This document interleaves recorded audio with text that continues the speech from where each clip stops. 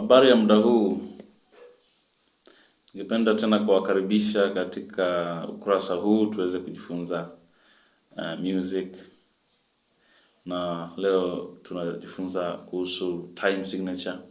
Today we are going to discuss about the time signature in music. Time signature in music.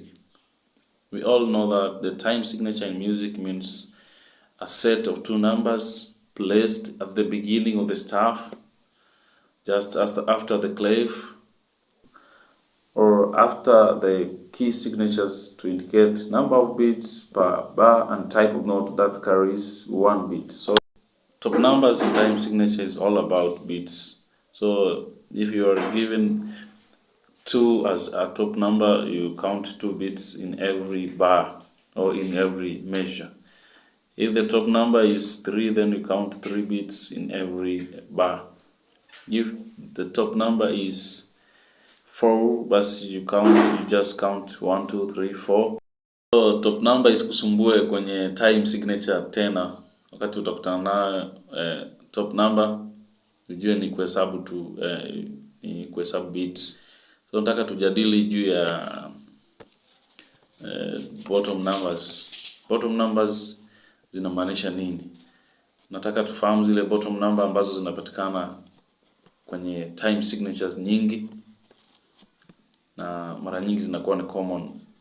Utazipata ni zile mara nyingi zinajirudia hasa kwa nyimbo zetu hizi za kawaida ambazo tunajifanya. Mara nyingi bottom numbers zinatumika kama main beat kwa wimbo fulani.